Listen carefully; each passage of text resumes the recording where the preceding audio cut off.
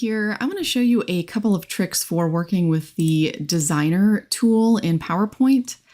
Sometimes you will select a design from these templates and you'll notice that there are some shapes in here, and some of these shapes you can work with and others seem sort of stagnant on the slide. So for instance, this circle here in this particular design, it's allowing me to kind of move this around. If I wanted to change the color of this circle, since it's selected, I can look for those contextual tabs for things like shape format, etc. This is something I can kind of manipulate a little bit. On the other hand, this outer circle, I can't seem to select. What about this rectangle here? I'm clicking on it, but I'm not seeing any sort of contextual tab appearing. I can't click and drag and move it around. This can be a little bit frustrating when you're wanting to customize your slide. So I want to show you two tricks for working with shapes in these designer templates. The first trick involves something that you already know about from PowerPoint Essentials, changing your color palette on your presentation. So on the Design tab of your ribbon, you're looking for this variants group, and you'll see a drop-down menu for your color palettes.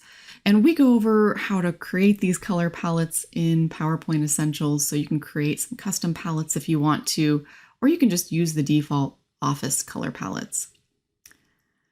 And you can see as I hover over these, I get a little preview of what this is going to look like.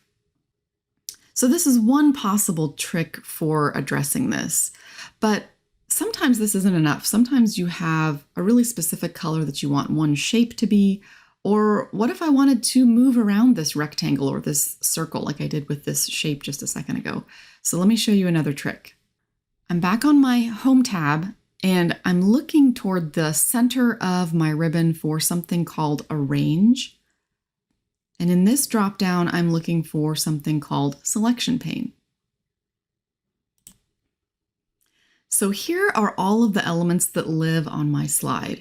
And sometimes, depending on the design that you've selected, there'll be a lot of content in here.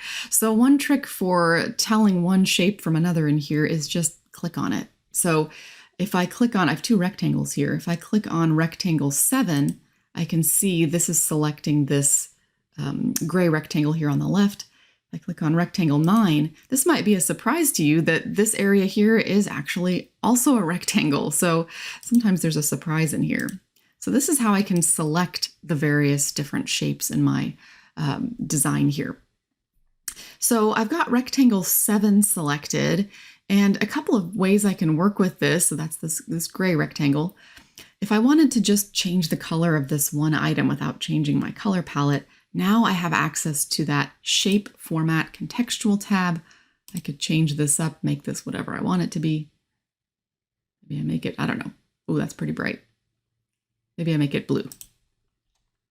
If I want to move this rectangle, I can click this little lock here to the right of this rectangle. This is locked in place.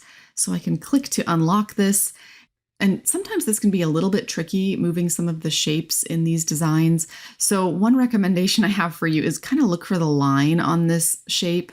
You might notice if I try to kind of click in the center of this rectangle, it's not really letting me move it. But as long as I have this selected with the selection pane, kind of hover your mouse over the line of this shape, and this will allow you to kind of move this a little bit. And you can really see this rectangle on the right when I move this around. Similarly, if I had moved my circle around and I want to move this outer circle with it, I could unlock this oval. So that's the outer circle in my instance. I could unlock this, move it around, change the color, whatever you'd like to do here.